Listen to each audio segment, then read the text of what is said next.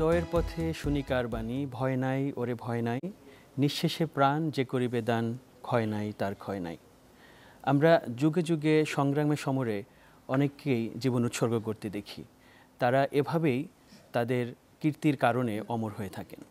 সাম্প্রতিককালে বাংলাদেশে যে গণ অভ্যুত্থান সংগঠিত হয়েছে, সেখানে লাখো লাখো মানুষ অংশ নিয়েছে।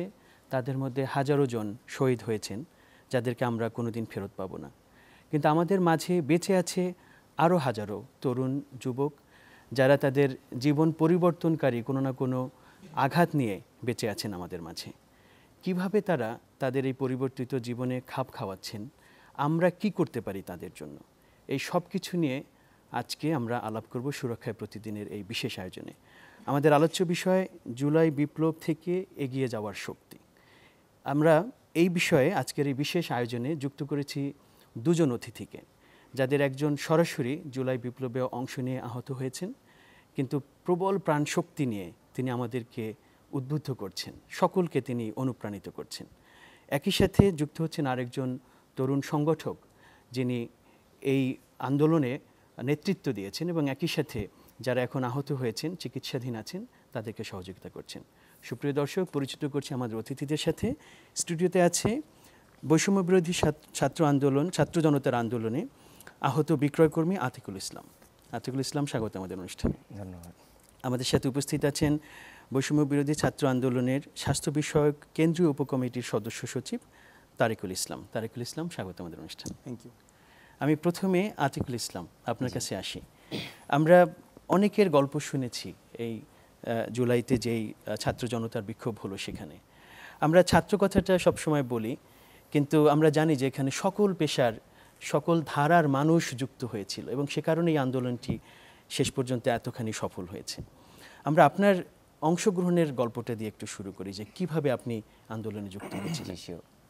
তো মূলত হচ্ছে, যদি আমি আমার লাইফ স্টোরি বলি, তো আমার জন্ম হচ্ছে উত্তর আজমপুর, ঢাকা উত্তর আজমপুরে। সেখানে মোটামুটি 4-5 বছর থাকি আর কি। তো একটা সময় আর কি গ্রামে চলে যাই, ওখানে গিয়ে পড়াশোনা করি কিছুটা। যেমন আপনার 9 পর্যন্ত পড়ালেখা করছি, 8 পাস করে 4 মাস মিলে আর কি পড়াশোনা করছি। তারপর এক পর্যায়ে যখন আমাদের ফ্যামিলির মূলত ধরি হচ্ছে মধ্যবিত্ত ফ্যামিলি, সেই ক্ষেত্রে আর কি আমার দ্বারা পড়াশোনাটা করা সম্ভব হয় নাই। তো মোটামুটি অনেক চেষ্টা করছিলাম যে কিছু হয় কিনা, অন্তত আর কি 10 পাস করা পর্যন্ত। তো দেখলাম যে না, অ্যাকচুয়ালি হচ্ছে না। যেমন হচ্ছে আমার ফ্যামিলি তখন চলে আসে যখন আমি 5 পর্যন্ত পড়ালেখা করি। তারপর আমার ওখানে জেঠা বাসায় রেখে আসে। তো ওখানে মূলত থাকি হচ্ছে আপনার 4 বছরের বেশি। তারপর যখন দেখলাম যে ওই ফ্যামিলি আমাদের ফ্যামিলি চলতে পারতেছে না, প্লাস হচ্ছে আমার যে খাবার খরচ হয়েছে সেটা দিতে পারতেছে না। তো যেখানে খাবার খরচটা দিতে পারতেছে সেখানে পড়াশোনা কীভাবে করাবে। তো এরকমটা এক পর্যায়ে ভাবি যে না, হয়তো আমার দ্বারা পড়ালেখা হবে না, আমি ঢাকায় চলে যাই বা কোনো একটা কর্মস্থানে চলে যাই আর কি। তো এরকম ভেবে ঈদের সময় মেবি চলে আসি আমি। তারপর আর ফিরে যাই না গ্রামে। তারপর হচ্ছে আমার আব্বা বলে যে তুই পড়াশোনা কি করবি না, তুই যাচ্ছিস না কেন? তো আমি ওদের বললাম যে তোমরা তো খাবার খরচ চালাতে পারতেছ না, তো পড়াশোনা কীভাবে চালাবা? তো আমার যেটা আমাকে ফোন দিয়েছে, ফোন দিয়ে বলতেছে তুই আসবি না। তারপর আমি বললাম যে না, আমি আর গ্রামে যাবো না, আমি এখানে থাকবো। তো সেই ক্ষেত্রে আনুমানিক মেবি 6-7 মাস ফ্রি ছিলাম।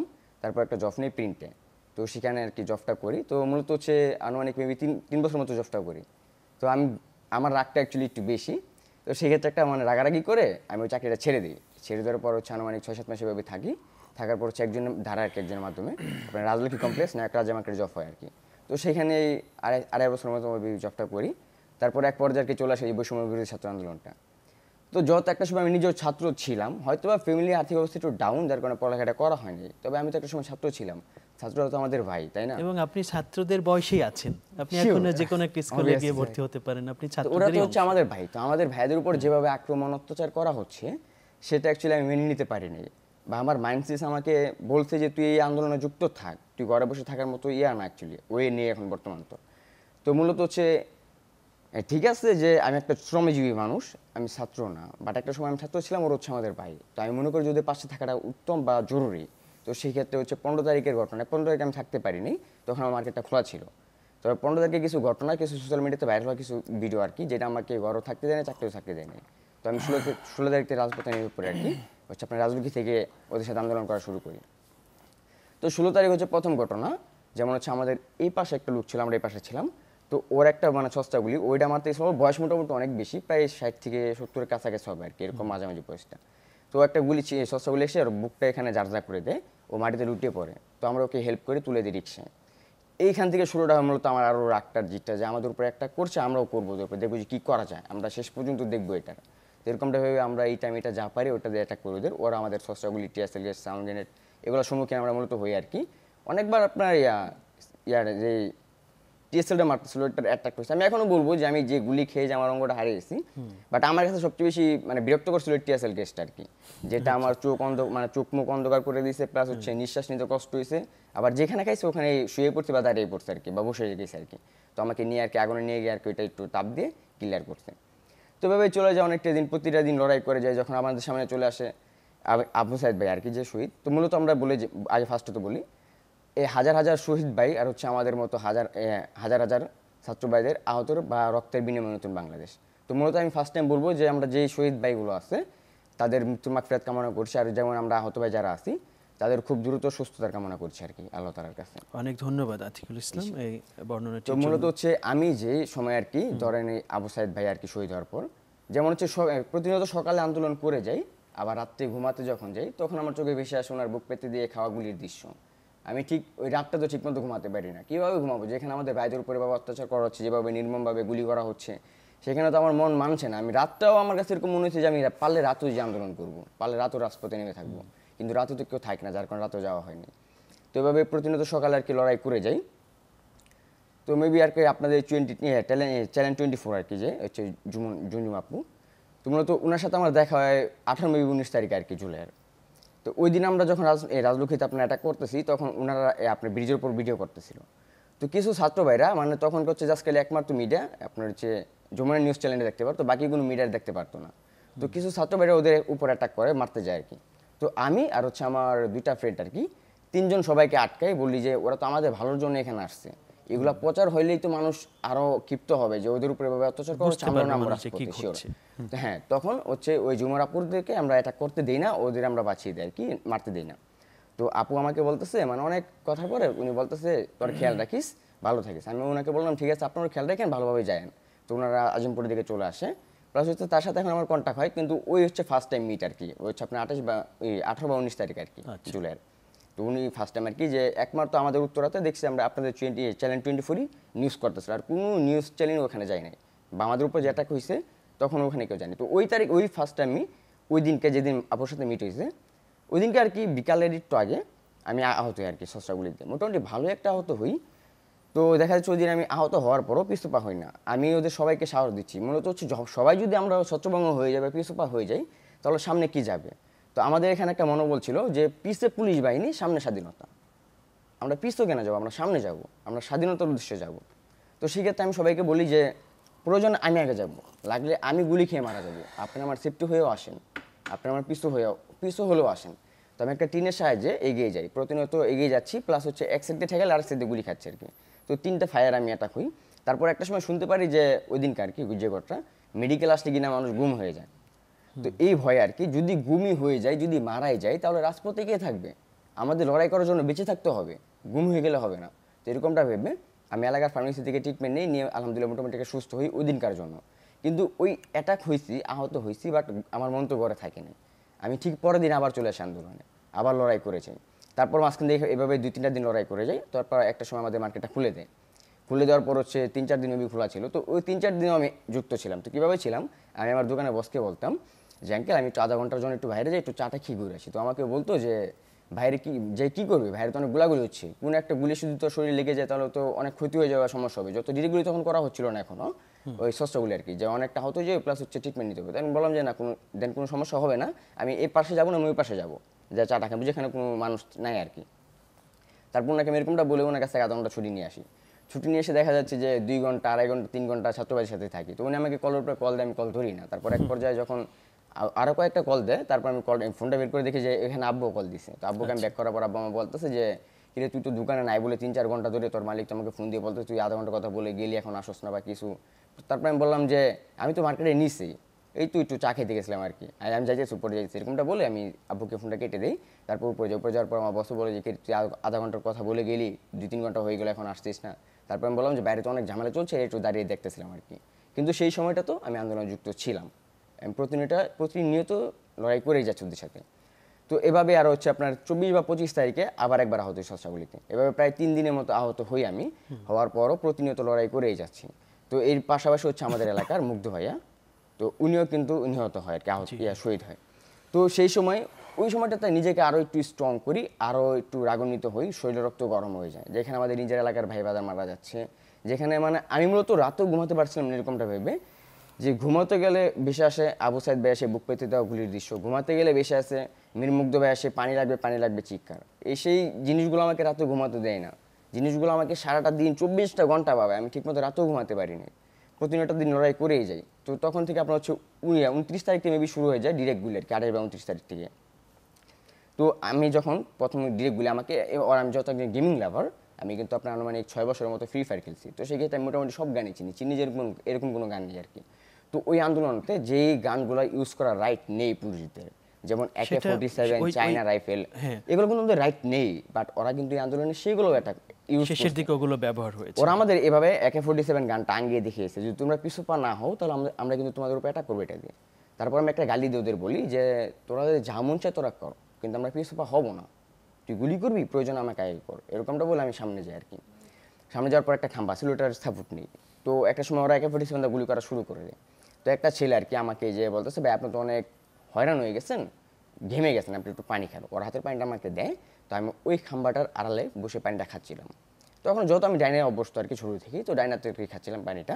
ওই ছেলেটা খালি খাম্বার আড়াল থেকে বের হয়েছে, ডিরেক্ট একটা গুলি এসে ওর মাথায় লাগছে। লাগার পর সাথে সাথে ও মাটিতে লুটিয়ে পড়ছে। তো ওই ছেলেটা হচ্ছে আমার একটা কাস্টমার ছিল, যেখান থেকে পরিচয়, ও আমাকে চিনি, আমি ওকে চিনি কিছুটা আর কি। তো ডিরেক্ট লুটিয়ে পড়ার পর হচ্ছে সাথে সাথে দাপড়ে মারা যায়। তারপর আমরা কয়েকটা 3-4 জন মিলে ওকে ধরে রিক্সা উঠিয়ে দিই। তো কয়েকজন এর পাশাপাশি বলা করতেছিল যে ও তো মারা গেছে। তারপর আমরা বলি যে আপনারা তাও নিয়ে যান মেডিকেল, দেখেন ওনাকে কিছু করা যায় কিনা। ডাক্তাররা চাইলে কিন্তু অনেক কিছু করতে পারে, যদি হয়তো ডাক্তারদের যারা কিছু হয়ে যায় তাহলে হয়তো বেঁচেও যেতে পারে আর কি। তো ওরা বললো যে ও তো মারাই গেছে। তারপর আমরা বললাম তারপরে নিয়ে যান আপনারা, তো আমরা পাঠিয়ে দিই। তো এভাবে প্রতিনিয়ত আমরা লড়াই করে যাচ্ছি। আমরা অনেক ভাই আমাদের আহত হচ্ছে, নিহত হচ্ছে, কারো এসে গুলি লাগতেছে পায়ে, কারো হাতে, কারো দেখা যাচ্ছে বুক দিয়ে ঢুকে এপার দিয়ে বেরোয় যাচ্ছে, কারো পেট দিয়ে ঢুকে এপার দিয়ে বেরিয়ে যাচ্ছে, কারো বা মাথায় লাগছে। ওই জায়গায় এরকম কতজন আহত হয়েছিল তখন? আমাদের উত্তরাতে যদি হিসাব করি তাহলে মোটামুটি আমার আইডিয়া মতো 80-র উপরও হবে আর কি শহীদ হয়েছে। হচ্ছে লাস্টে 5 তারিখ, ওই দিনকে 40+ হবে বা তারও উভয় হবে আর কি, এই লাস্ট 5 তারিখটাতে আর কি। তো এভাবে প্রতিনিয়ত লড়াই করে যাই। তারপর হচ্ছে 3 তারিখেও আরেকটা ভাইয়ের পায়ে গুলি লাগে। এরকম না যে গুলি শুধু আমাদেরকে তাক করা হচ্ছে, গুলি কিন্তু চতুর সাইডে মারা হচ্ছে, আমাদের চতুর সাইডে আমরা ছিলাম আর কি। হয়তো আপনার চারপাশে কারো না কারো লাগছেই শিওর, কারো বা বুকে, কারো পায়ে, কারো হাতে, কারো মাথায়। আবার এখান থেকে বেশি আসতে যে আহত হয়েছে, নিহত হয়েছে এরকম জিজ্ঞাসা, পাশাপাশি মানুষ বলা করছে যে ওই পাড়ে দিয়ে দুইজন মারা গেছে, একজন মারা গেছে। আপনার ঘটনাটা তাহলে কোন দিন ঘটলো? ওটা হচ্ছে আমার 5 তারিখের দিন আর কি, বিজয় উল্লাসের দিন। তো হচ্ছে 4 তারিখে হচ্ছে আমার সামনে 2জন মানুষ মারা যায়, একজনের গুলি বুকে লাগে, আরেকজনের পায়ে লাগে, ওকে নিয়ে যায়, আরেকজনের ডিরেক্ট মাথায় লাগে আর কি। তো ওই 3-4 ওই দিন আপনার মোটামুটি ভালো মানুষ আহত হয়, প্লাস হচ্ছে নিহত হয়। তো লাস্ট 5 তারিখ ওই দিন আমি আপনার সকাল 11টা থেকে আমি ওদের সাথে যুক্ত ছিলাম।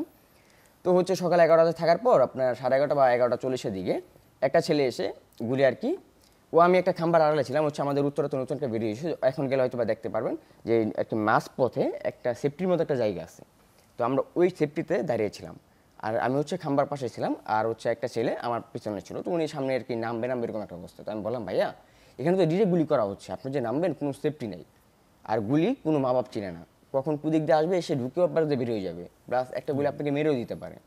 তো উনি বলে যে কিছু হবে না, আমি যাবো। আমি ওনাকে অনেক মানা করার পরও উনি ওখানে গেছে বা নামছে আর কি, 2-3 পা এগোতেই সাথে সাথে একটা গুলি এসে ওর মাথায় ঢুকে যায়।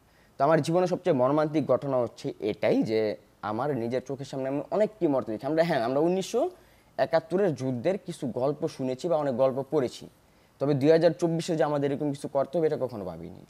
হয়তো বা কিছু সিচুয়েশন পরিস্থিতি আর কি গটিয়ে দেয় জিনিসগুলো কনফার্ম। তো ওই গুলিটা এসে ওর মাথা লাগার পর ওর মাথার অর্ধেক মস্তক আর কি বেরিয়ে যায়, প্লাস পড়ে যায়। তো আমার জীবনের সবচেয়ে মর্মান্তিক ঘটনা হচ্ছে এটা, যে আমি এরকমটা দেখেছি একটা গুলি মানুষের মস্তক পর্যন্ত আলাদা করে দিতে পারে। তো মাটিতে লুটিয়ে যাওয়ার পর হচ্ছে ধাপড়াইতেছে। তো আমি অনেক কষ্টের মাধ্যমে ওকে তুলে দেওয়ার পর হচ্ছে আর 2টা ছাত্র ভাই এসে ধরে ওকে নিয়ে যায় ওই ধাপড়াইতেছে ওই অবস্থায়। তার কিছুক্ষণ পর আরেকটা ভাইয়ের পায়ে গুলি লাগে, ও লুটিয়ে যায়। তো ওকে আমরা হেল্প করে রিক্সা তুলে দিই। এভাবে চলে যাচ্ছে অনেকটা সময়। যখন 1:30 বেজে যায় তখন হচ্ছে আমরা শুনতে পারি যে খুনি শেখ হাসিনা যে উনি পদত্যাগ করে ফেলছে। তখন আমরা পুলিশকে বলি যে আমাদের যা দরকার ছিল সেটা কিন্তু আমরা পেয়ে গেছি, আমরা চাচ্ছি না যে আপনার সাথে আর লড়াই করতে, আপনার স্টপ থাকেন প্লিজ স্টপ হন। কিন্তু ওরা আমাদের কোনো কথাই শুনে না, ওরা ওদের মতো একটা করে যাচ্ছে আমাদের উপর। এই যে আপনার বিজয় উল্লাসের একটা আনন্দ যে আছে, সেটা অ্যাকচুয়ালি আমরা উপভোগ করব কিভাবে? যেখানে আমাদের উপর নির্মমভাবে গুলি করা হচ্ছে, সেখানে কি আর ওই আনন্দটা মনে আসে? মনে তো এটাই আসতেছে যে আমাদের উপর গুলি করা হচ্ছে, কিন্তু ওই আনন্দটা আমরা উপভোগ করতে পারতেছি না। কিভাবে পারবো? যেভাবে আমাদের ভাইদের উপর গুলি করা হচ্ছে। ওই সময় কি আপনার গুলিটা কখন লেগেছে? হচ্ছে বিকাল 4টার দিকে, হ্যাঁ তখন 1টার উপর বাজে আর কি। তো অনেক মানা করার পরও হচ্ছে ওরা থামে না, ওরা গুলি করেই যায়।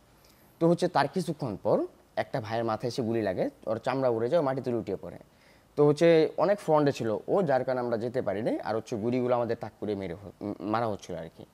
তো অনেক চেষ্টার পর যখন দেখলাম যে গুলিগুলো মানে আমাদের এখান থেকে একটু কমছে, ওই রাজুকের দিকে অ্যাটাক হচ্ছে, তখন আমি যুক্ত ছিলাম হচ্ছে আপনার রাজু কমার্শিয়াল কমপ্লেক্সের সামনে আর কি, এটা হচ্ছে আমাদের উত্তরা ব্রিজের সামনে। তো ওই পাশে তাক করে গুলিগুলো মানাচ্ছে। তারপর এক পর্যায়ে আমি ভাবলাম যত এখানে গুলিগুলো করা হচ্ছে না, তাহলে আমরা ওকে একটু ট্রাই করে আনার জন্য। তখন এখানে কেউ ছিল না, আমি একার মাধ্যমে যাই ওকে আনার জন্য। যত আমি একে ওকে আনতে পারতেছিলাম, হচ্ছে আমার একটু মোটামুটি হেলদি ছিল, প্লাস বড়ও ছিল। তো অনেক চেষ্টার মাধ্যমে ওকে সিস্টে নিয়ে আসতেছিলাম। তো এই দৃশ্য থেকে একটা ছাত্র পিছিয়ে থেকে যায়, ও মাটিতে আর কি দাপড়াচ্ছে।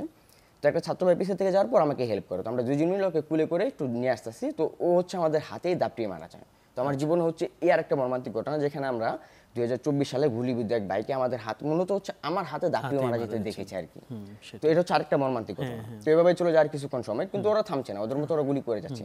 তো ওদের কাছে সাথে আর কি ইন্ডিয়ান কিছু বিজিবিও যুক্ত ছিল। যেমন চীনার উপায় হচ্ছে এটা, আচ্ছা, যে আমাদের বাংলাদেশ ওই দিকটা কিন্তু আপনার গুলিটা কখন বা কিভাবে এই ঘটনা ঘটলো? কারণ 4টা পর্যন্ত তো প্রায় ঘটনা স্বাভাবিক হয়ে আসছে। না না ভাই, আমাদের উত্তরাতে আমি ইনজুরি হয়ে আসার পর আমাদের ফ্রেন্ড যেটা বলছে রাত 7টা পর্যন্ত গোলাগুলি ওখানে গোলাগুলি চলেছে।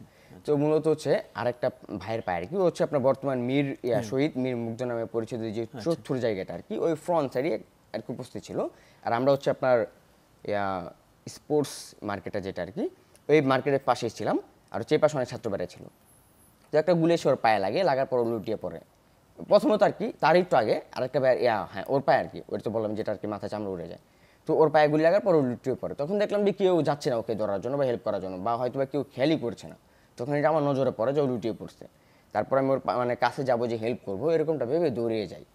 কিন্তু মূলত ওর পাশে আমি যেতে পারি না বা ওর কাছে যেতে পারি না। না যাওয়ার কারণ হচ্ছে এটাই যে তখন ঠিক একটা গুলি এসে আমার ডানাতে লেগে যায়। তো আমি 2-3 সেকেন্ড পর আর কি দেখলাম যে আমার হাতটা মানে ঝুলছে, এরকম মনে হচ্ছে যে আমার হাতে কোনো হাড় নেই, জাস্ট শুধু চামড়া দিয়ে ঝুলছে। তো আমি ওই অবস্থায় ওর পাশেও যেতে পারি না। তারপর এক পর্যায়ে আমি বুঝতে পারি, যখন আমার একটা টি শার্ট ছিল ড্রপ শোল্ডার, তো ওই টি শার্টটা ছিদ্র হয়ে গুলিটা ঢুকছে যখন, তো ওই ছিদ্র দিয়ে ব্লাডগুলো খুবই দ্রুত মাধ্যমে বেরোচ্ছে আর কি। তখন আমি বুঝতে পারি যে আমার হাতে গুলি লাগছে। তো আমি ছোটো থেকে একটু স্ট্রং, সেই ক্ষেত্রে আমি নিজের এনার্জি দিয়ে দৌড়ে যাচ্ছিলাম রিক্সার উদ্দেশ্যে। আর সবাইকে বলতেছিলাম যে ওখানে একটা ভাইয়া গুলি খেয়ে পড়ে আছে, প্লিজ আপনারা ওকে একটু হেল্প করেন। দেখেন, যেখানে আমি নিজে গুলি খাইছি সেখানে আমি আমার চিন্তা না করে আরেকজনের চিন্তা করতেছি যে আরেকটা ভাইয়া গুলি খেয়ে এখানে পড়ে আছে, প্লিজ আপনারা কেউ জানো ওখানে। তো একটা আমার সাথে একটা ফ্রেন্ড ছিল শাহিদ নামের, ওই সময়কে ধরার পর ছাত্র ভাইদের বলতেছে ও হচ্ছে আমার ফ্রেন্ড লাগে, যদি ও আমার সাথে থাকে তাহলে ভালো থাকবে, কোনো টেনশন নেই, জাস্ট যে কোনো একজন আপনারা আসেন, যত আমরা ছাত্র না আমরা কর্মজীবী মানুষ, সেক্ষেত্রে ওকে ভর্তি করা মেডিকেলে ভর্তি করার জন্য আপনার যে কোনো একজন ছাত্র ভাইদের লাগবে, একজন আসেন আর কি। তো আমি এখনও সবসময় বলবো যে মানে ধন্যবাদ একটা ভাইকুলা ভাইয়াকে, আমি ওনার পরিচয় জানি না, বাট ওই ভাইকুলা ভাই ঠিক সেই সময় আমাদের কাছে পৌঁছে বলে যে আপনি আমার বাইকে উঠেন, আমরা আপনাদের নিয়ে যাই। আচ্ছা। তো সেই সময় আমার ফ্রেন্ড আরেকটা ছাত্র ভাই আর হচ্ছে আমরা মোট 4 জনের মতো, বাইকটা অনেক বড় ছিল, 4 জনের মতো আর কি, উত্তরাতে কি সেন্টারের ভিতরে কোন এক মেডিকেল নামে পরিচিত আর কি, আমি শিওর এখন বলতে পারছি না, হয়তো তখন বলতে পারতাম। তো আমরা মেডিকেল চলে যাই। আচ্ছা। চলে যাওয়ার পর হচ্ছে ওখানে আনুমানিক আধা ঘন্টার মতো ট্রিটমেন্ট নিয়ে আমার ব্লাডটা অফ করে। আচ্ছা। অফ করার পর হচ্ছে 2 ঘন্টা পর মেবি 4 তলায় নিয়ে যায়। তো 4 তলায় নিয়ে যেয়ে আমার হচ্ছে ওখানে ব্যান্ডেজটা খুলে, রিপিট ব্যান্ডেজটা খুলে, আমি এখনও নার্ভাস, এখনও শিওর না যে ওরা আমার বুলেটটা বের করতে গিয়ে আমার রক্তনালীটা কেটে ফেলছে নাকি হচ্ছে আপনার বুলেটটা ঢুকে রক্তনালীটা কেটে গেছে আর কি। আচ্ছা, আতিকুল এই জায়গাটা হ্যাঁ আমরা একটু আলাদা করে শুনবো, কারণ চিকিৎসার সময়ের যে ঘটনাগুলো ঘটেছে সেটি আসলে আর অন্য একটা ট্র্যাজেডি যেটা বাংলাদেশের ক্ষেত্রে ঘটেছে। আমি এখনো বলবো যে আমি যদি সুচিকিৎসা পেয়ে থাকি তাহলে আমি 7 তারিখের পরে পাইছি। আচ্ছা, আমি 5 তারিখ থেকে 7 তারিখ পর্যন্ত কোনো চিকিৎসা মানে ঠিকভাবে পাই না, আমি যেখানে গেছি সেখানে অবহেলা। আমরা আসছি তারিকুল ইসলাম আপনার কাছে, আপনি স্বাস্থ্য বিষয়ক কেন্দ্রীয় উপকমিটির সদস্য সচিব। আমরা প্রথমে একটুখানি জানতে চাইবো যে বৈষম্য বিরোধী যে ছাত্র জনতার যে আন্দোলন হলো, সেখানে এই যে স্বাস্থ্য বিষয়ক উপকমিটি কি ধরনের কাজ করে, এবং বিশেষ করে আতিকুল ইসলামের কাছ থেকে যে ঘটনাটা শুনলাম তার কোনো বিশেষ প্রেক্ষাপটের সাথে আপনারা যুক্ত আছেন কিনা এ ধরনের ঘটনার? আচ্ছা, 5 আগস্টের পরে যখন ফ্যাসিস্ট রেজিমের পতন হলো, তারপর থেকে আসলে আমরা যারা আন্দোলনের লিড রোলে ছিলাম, সমন্বয়ক, আমরা স্ক্যাটার্ড ওয়েতে বিভিন্নভাবে বিভিন্ন হসপিটালে ভিজিট করে আহতদের পাশে যেভাবে পেরেছি তখন দাঁড়িয়েছি। তখন আমাদের সুনির্দিষ্ট কোনো প্ল্যান ছিল না। এই বিপ্লবটাই কিন্তু একটা unplanned Biplab, from first to last. হ্যাঁ, আন্দোলনের প্ল্যান ছিল, আন্দোলনে কিভাবে মোবিলাইজ করা হবে মানুষকে, সেটির প্ল্যান ছিল। কিন্তু আমরা কেউ জানতাম না 5 তারিখে আমাদের বিজয় আসবে, 5 তারিখে শেখ হাসিনা পালাবে। তো ঠিক তেমনিভাবে আমরা আসলে ওই সময়টাতে স্ক্যাটার্ড ওয়েতে এগিয়ে যাচ্ছিলাম। এবং আমরা তখনই এই আলাপটা আমরা আমাদের নলেজে ছিল যে এই যে জুলাই শহীদ স্মৃতি ফাউন্ডেশন, যেটি ডক্টর ইউনূসকে প্রধান করে হয়েছে, সেটি হবে এবং তারা হচ্ছে এটি টেক কেয়ার করবেন আহত শহীদদের। পরবর্তীতে আমাদেরকে জানানো হলো যে এই ফাউন্ডেশনটা হতে দেরি হবে, সো এই মুহূর্তে আমাদের একটা বডি করার দরকার। সো যারা হচ্ছে যে হসপিটালগুলোতে দৌড়াদৌড়ি করছিল অক্লান্ত, নিজের খেয়ে বোনের মুষ তাড়ানোর মতো, প্রত্যেকেই এমন অবস্থা ছিল আর কি। আসলে বোনের মুষ তাড়ানোর কিছু না, এটা তো আসলে নিজেরই ব্যাপার, নিজেদেরই আন্দোলন, নিজেদেরই। এক্স্যাক্টলি। এখানে কারণ এখানে যারা যে মানুষগুলো আমার উপকমিটিতে আছেন, তারা সবাই কেউই আসলে সমন্বয়ক নন, সহসমন্বয়ক আছেন 2 জন। এরা কিন্তু আসলে কোনো প্রাপ্তি বা কোনো জায়গা ছিল না, এরা রাত দিন খেটে গেছে ঢাকা মেডিকেল থেকে সোহরাওয়ার্দী, নিটো, প্রত্যেকটা জায়গায়। আপনারা কি জিনিস দেখছিলেন ওই সময়, মানে কি দেখার, কি ফ্যাসিলিটেট করার চেষ্টা? ওই সময়টাতে তো ভীষণ খারাপ অবস্থা। এবং যেই সাচিবপন্থী ডাক্তার যারা হচ্ছে আতিকের সাথে আমার যেদিন, আমি একটু ব্যাকে যাচ্ছি, আতিকের সাথে আমার যেদিন প্রথম দেখা হয় টিএসসিতে, সেদিন ওর সাথে আরেকটা ছেলে আসছিল, সালমান, আপনি জেনে থাকবেন, মিডিয়াতেও মাঝে মধ্যে আসে। সো সালমানের গল্পটা যদি শুনেন তাহলে ওটা একটা মানে একটি দলিল এই কি পরিমাণ মেডিকেল নেগলিজেন্স করা হয়েছে এর সাথে। এটা যে outright violation of human rights, এটাতে কোনো সন্দেহ নেই। সেই জিনিসগুলো আমরা তখন অ্যাড্রেস করেছি। যেখানে এই অভিযোগগুলো পেয়েছি আমরা গিয়ে মানে সরাসরি প্রতিবাদের জায়গাটা করছি। 21 তারিখ আমাদের এই উপকমিটিটা ফর্ম হয়, 21শে আগস্ট। আচ্ছা, আমাদের প্রধান এবং একমাত্র দায়িত্ব ছিল আহত এবং শহীদদের তালিকা প্রণয়নে সরকারকে সাহায্য করা। আচ্ছা, সরকার ইয়ে করবে। কিন্তু আপনাকে এখানে একটু দুঃখের সঙ্গে জানাতে হচ্ছে যে আমাদের সরকারের যে অঙ্গটা সবচেয়ে বেশি পচা এবং দুর্নীতির আখড়া বলা চলে, আমার ধারণা মতে কাজ করার সুবাদে আমি বলতে পারি সেটি হচ্ছে আমাদের স্বাস্থ্য খাত, স্বাস্থ্য মন্ত্রণালয়। এবং এইখানে কেপাবল মানুষের এত অভাব, আপনি তো রাতারাতি পরিবর্তন করতে পারছেন না। এবং যেটি হয়েছে, আমরা সরকারকে সর্বতোভাবে সাহায্য করেছি। যে ওয়েবসাইট তৈরিতে তারা 5 দিন সময় নিয়েছিল, আমরা নিজে গিয়ে বসে 1 দিনে করাই আনছি। কিন্তু দেখা গেল যে সেটি অপারেট করতে করতে সে 5 দিনে লেগে গেল। অপারেট করা মানে কি, ওয়েবসাইট রেডি, এখন হসপিটালগুলো ডেটা দিবে, সেটাই শুরু হয় না, নানাবিধ জটিলতা। এটা মানে খুবই বোঝা যাচ্ছে যে আপনাদের তারুণ্যের যে শক্তি এবং আপনাদের যে বিপ্লবের যে স্পিরিট, সেটাকে ধারণ করার সক্ষমতা কিন্তু আগের শক্তি, আগের ব্যবস্থা, এই ব্যুরোক্রেসি, সেটি টপ টু বটম ফ্যাসিবাদের নিজ হাতে গড়া ব্যুরোক্রেসি।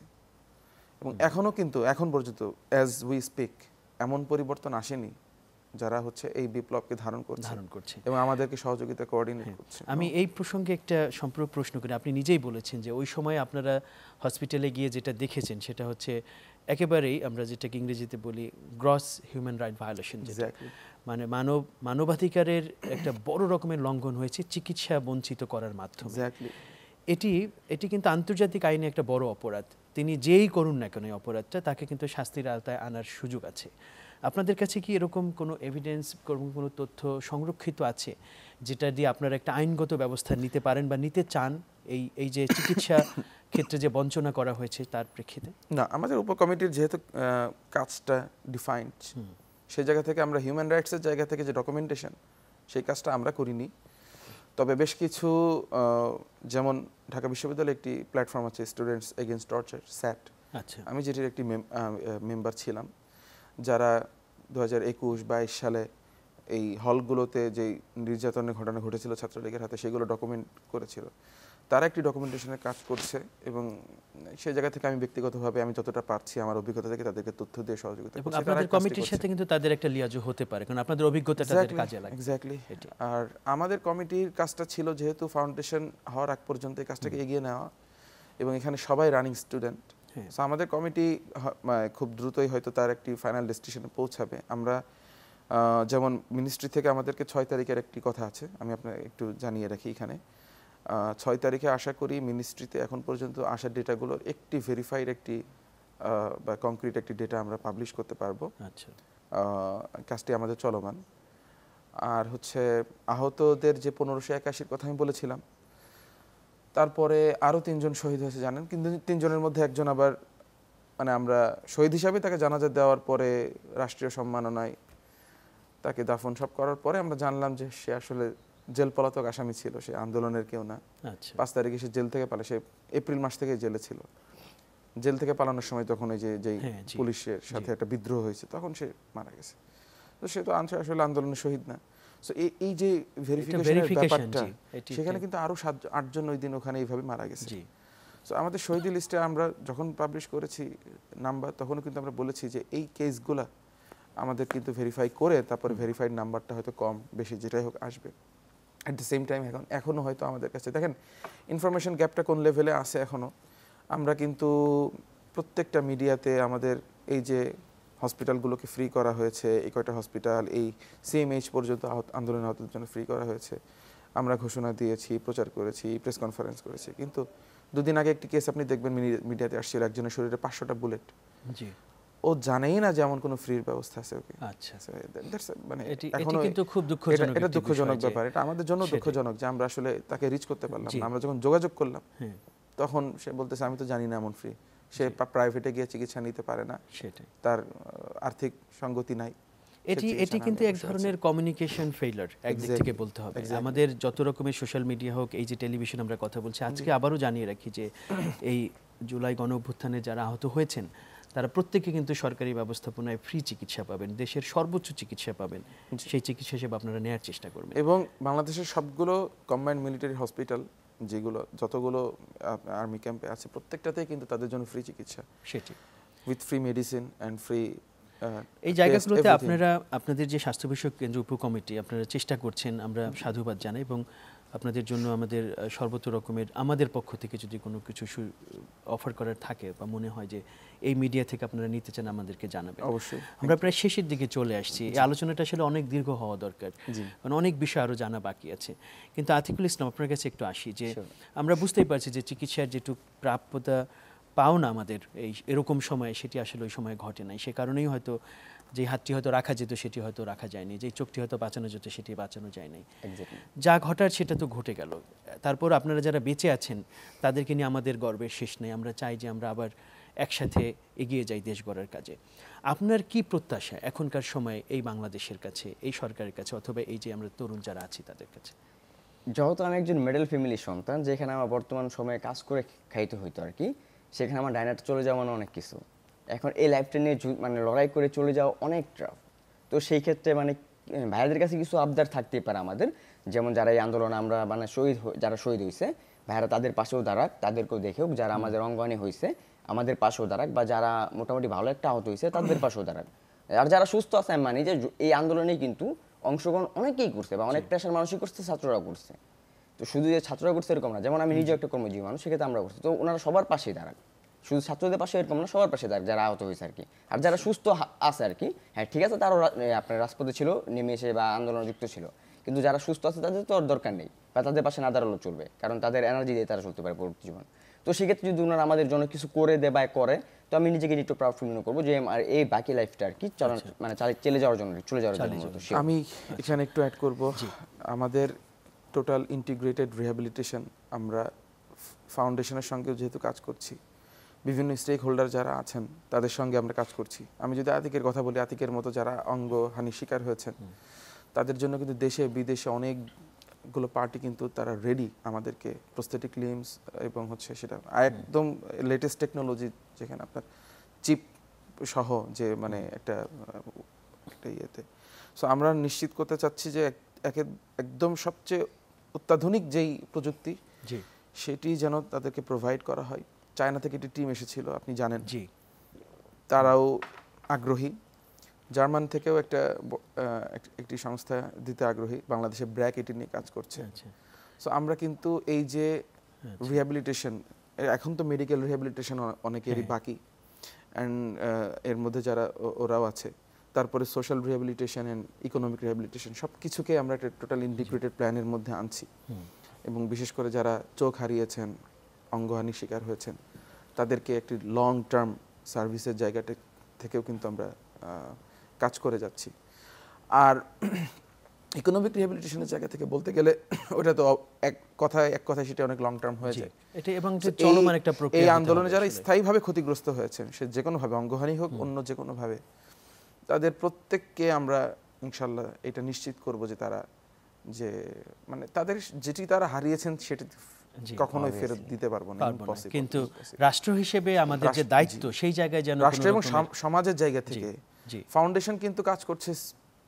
জুলাই শহীদ স্মৃতি ফাউন্ডেশন কিন্তু একদম ইন্ডিপেন্ডেন্টলি, নট অ্যাজ এটা রাষ্ট্রীয় কোনো প্রতিষ্ঠান না, এটা একটা সামাজিক। At the same time government যেন তাদেরকে সর্বোচ্চ ফ্যাসিলিটিসটা দেয়, তাদেরকে রিকগনাইজ করে, যেমন মুক্তিযোদ্ধাদের ক্ষেত্রে করেছে।